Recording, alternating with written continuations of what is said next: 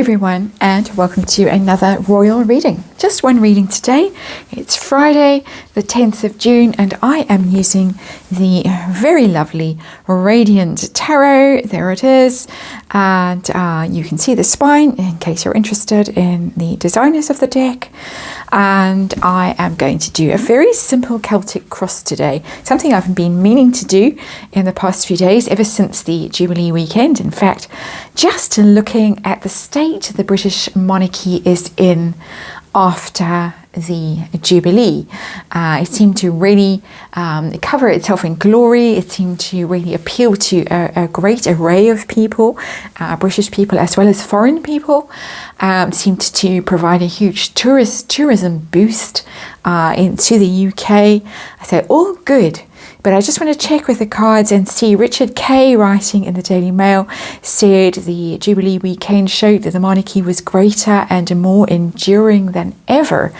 Of course, a contrary opinion from Omid Scobie. I think he was writing for Yahoo. That's his latest writing gig. Down and down he goes in the scheme of things. He said that the monarchy would be dull, will be dull, without the Generation Z, I say Z, many of you say Z, favoured Sussexes. In other words, the monarchy does not have any appeal towards younger people, and without the Sussexes, the monarchy is dull, irrelevant basically, and only the Sussexes can save the monarchy. Let's have a look. Just a general reading. Looking at the British royal family, the monarchy, not the royal family, the monarchy as an institution, see what shape it's in. And we'll ask very specifically, one of the questions of this Celtic cross will be, how is it doing with Generation Z, Generation Z? How is the British monarchy? Is it relevant to them? Are they in favour of it? Just generally, does Omid have a point? I don't think the point is that the Sussexes appeal to them. The Sussexes are, of course, by now quite middle-aged, in my opinion. And let's put the disclaimer out. All my opinion, tarot reading, just for entertainment purposes, looking at the shape that the British monarchy is in. And underlying energy of this is, it's the Magician in reverse. That is not manifesting, not being able to manipulate, well, not manipulate, influence, create, manifest, make things happen, is the Magician. But it's in reverse. So there is some problem here for the monarchy, despite all the positivity that came from the Jubilee, the Platinum Jubilee. There is a problem here, a problem with manifesting, a problem with creating, a problem with planning, a problem with going forward. So we'll see. Magician, of course, always is a Gemini kind of a card, because it's Mercury, the messenger, it has a trickster energy as well. I don't feel that energy from this card, but I do have a Gemini energy, and of course we lost a Gemini. We lost a very important Gemini. The royal family, the monarchy, lost a very important Gemini, and probably the one who was behind the scenes in charge. He was in charge behind the scenes, in my opinion. And he's gone, and I think that is really what the card is telling us, that we're in the aftermath of that loss. So I feel very sure about that. I feel very confident that that's what that card means. This is the underlying energy of the whole reading. Let's see the situation the monarchy finds itself in right now. Three of Pentacles, it's growing. The team is expanding, and new energy coming into it, younger generation coming into it, regardless of what Omid Scobie has to say. It's flowering, it's flourishing. It is new branches, new shoots coming out, new team players. The Three of Pentacles, above all, is a team card. It's all about team players and cooperating, collaborating, working with other people. New people coming on board. We saw that very much with Princess Eugenie and her husband Edo. They seem to be stepping up. The younger Wessexes seem to be stepping up as well, despite the fact that these are all officially non-working royals. Zara and Mike Tyndall seem to be stepping up as well. And many children coming up through the ranks as well. Even Peter Phillips seems to be stepping up. So new blood and new energy, a lot of them pulling together, a lot of them working together, which is very positive. It's a very encouraging sign. But what might be a problem at the moment? What is the King of Swords? And again, it's a Gemini card. It's an air sign card. The King of Swords, and we got the King of Swords in reverse. So that loss, and I think that loss is a very telling loss. It's coming through as being more compelling, more difficult than we imagine. Not only for Her Majesty the Queen, who obviously has suffered terribly from the loss and has visibly shrunk and aged since his passing, but I think the whole royal family has suffered, looking for leadership, looking for direction, looking for somebody to really, take the reins and say, this is what you have to do. Somebody to really make the difficult decisions. The King of Swords is able to be very clear-headed, quite ruthless, quite shrewd. We've got a lot of water sign men floating around in the royal family now, all that emotion, water sign, and I speak as one who is very heavily water sign in my chart.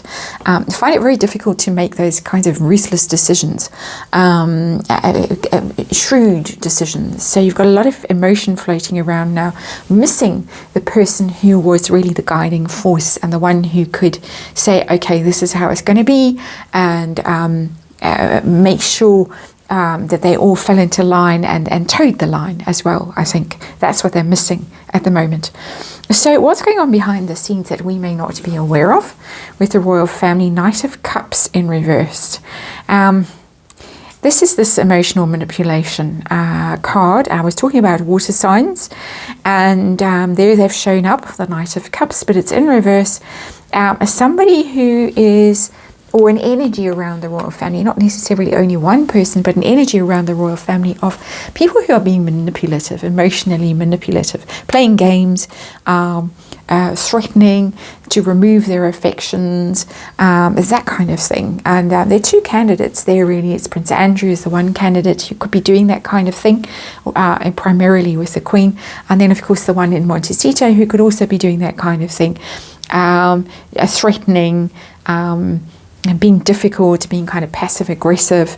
That is a very strong energy that's coming off that Knight of Cups. That there are difficult people, and it's coming across as difficult energy, particularly male energy with that Knight of Cups, who are being difficult, manipulative, tricky, sulky, sullen, tantrums, that kind of behavior. But from that water signs kind of trickiness, difficult behavior, it's not fiery tantrums and things like that. It's more sulking and being just manipulative. I've said that word 1,000 times, but that is the word that keeps coming into my mind, manipulative.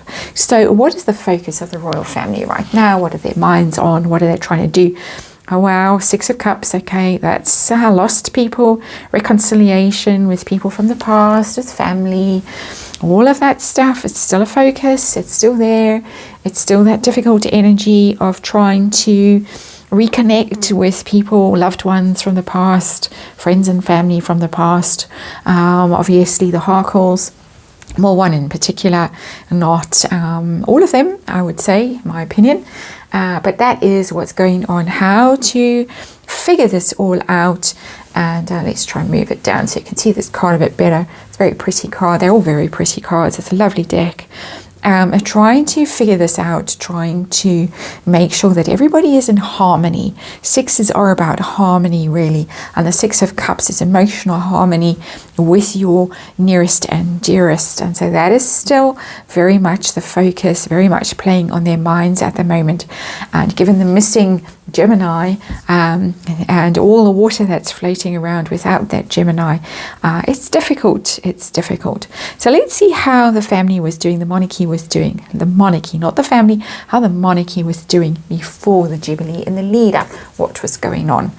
The Hermit Harry, he's shown up. I deliberately didn't want to bring the Sussexes into this reading, but they've arrived in this reading. Harry, the Gemini who's alienated himself, disappeared, removed himself from the monarchy. That was the focus. Sitting there in that hood, in that sort of monk's garb, and that was what it was all about. And we saw that in the press, the visit that they made to the UK in April, around the time of the Invictus Games. Was it April? It seems like just a week ago. And meeting and negotiating about wouldn't they be on the balcony and all of that kind of stuff. They were completely wrapped up in this drama with Prince Harry in particular and his wife. And it's something that the public was very aware of, very alarmed by. Many people lost faith in the royal family in the lead up to the Jubilee, because they thought that the royal family, the monarchy, would give in to the Harkles and let them be on the balcony and let them get that photo with Lilibet meeting Lilibet. None of that, of course, happened. So let's see how the monarchy is going to be in the near future. What's going to be happening next? What changes are there going to be? What is going to be happening? Knight of Swords in reverse. And that is a ruthless energy, a very ruthless energy of cutting out. Cutting out perhaps the manipulative one that they're dealing with behind the scenes, that they're very focused on. But we've got Knight of Swords in reverse. Knight of Swords in reverse is one of my least favourite cards in the tarot. It's very cruel, it's a very harsh energy. Somewhere somebody is making a decision, and it's going to be a ruthless decision. We might hear about things like councillors of state changing, titles for children, all of that kind of stuff. This is near future, and it's abrupt energy, it's sudden energy, it's quite shocking energy. I'm not seeing a tower kind of energy at all. I'm seeing swift movement, but swift and ruthless movement. That somebody who's been dilly-dallying or held back, possibly Prince William, held back from doing what he wants to do, might be given free rein to cut loose this baggage, this burden, this emotionally manipulative burden. Again, my opinion. So let's see: is Omid Scobie right? Is the monarchy irrelevant to the younger generation? Let's say that, without Harry and Meghan on board. Is it going to be dull? Is it not connecting with young people? How is it viewed by young people? Let's say it like that. Four of Pentacles in reverse. They do see the monarchy as kind of losing its grip on the state, on the Commonwealth, on society. They do view the monarchy as no longer as in control of the UK and the greater world as it was, say, when Queen Elizabeth first acceded to the throne 70 years ago. So that's interesting change. This is not telling me that they view it as dull and irrelevant, that they're wanting the Harkles back in. It's telling me that they just see it as something that is no longer in control of society. Its hands have been prized off, and you could say, much as the church has lost a lot of power and a lot of status in the past 70 years, so has the monarchy in that sense. People still seem very fond of the royals, very interested in the royals, but that idea of the royals, the royals being in control, is fading as far as the younger generation is concerned. So that is interesting. I would say that's not particularly surprising, given the current climate, the world that we find ourselves in. So what pressure is the monarchy under? Given that in particular, what pressure is the monarchy under going forward? Two of Cups.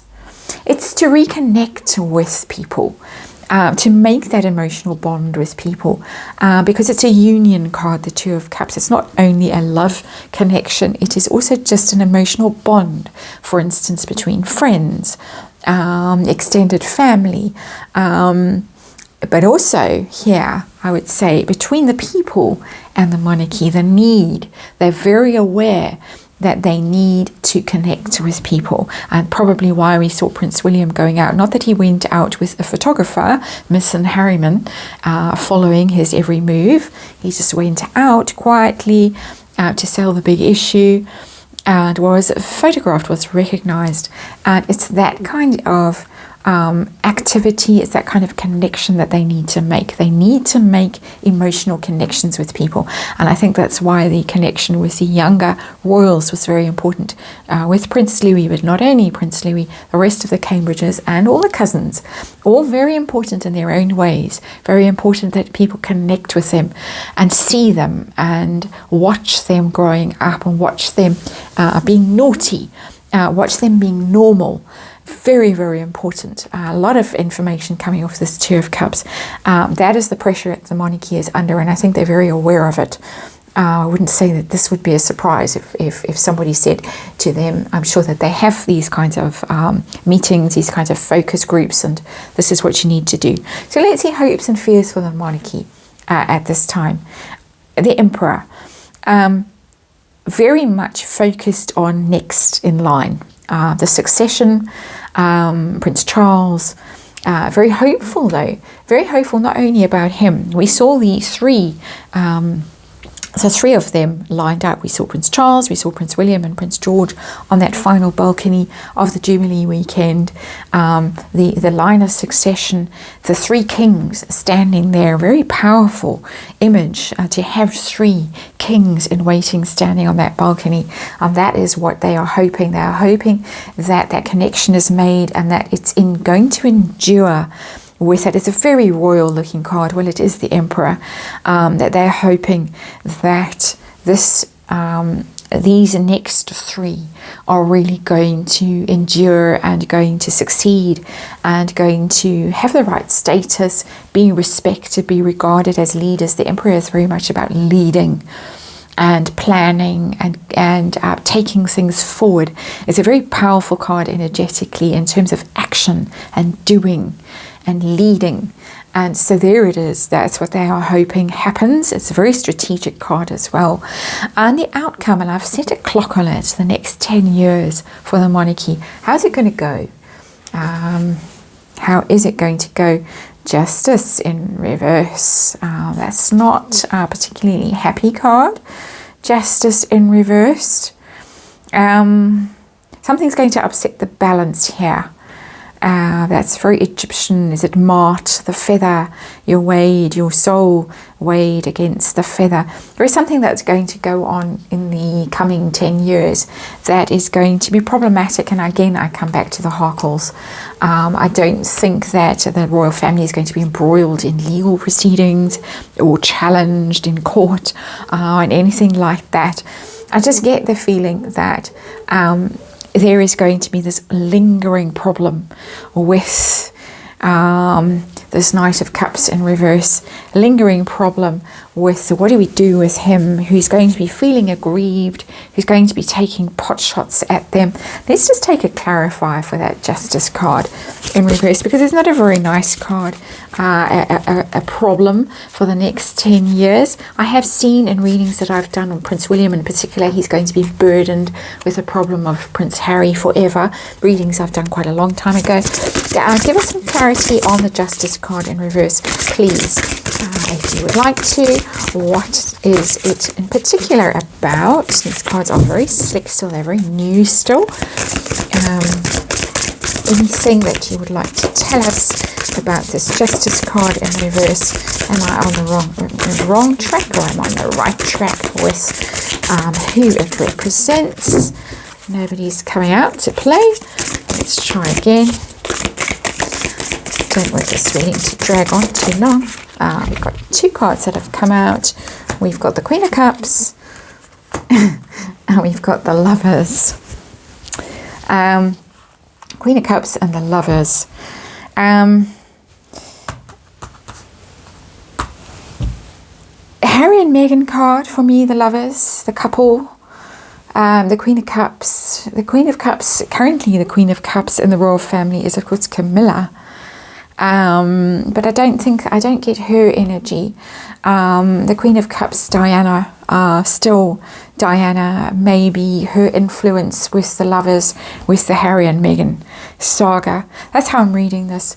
Diana energy still, and the Lovers, Harry and Meghan. I don't see any of the other royal couples coming across as this energy, because they are, they don't promote themselves as the couple that is the archetypal couple. We're so in love. Harry and Meghan are the ones that do that. And it's interesting, it's swans, and it's also interesting that there's a sort of a zingy energy that's heading for those swans. It's not necessarily a happy couple, I have to say. Possibly something to do with the couple.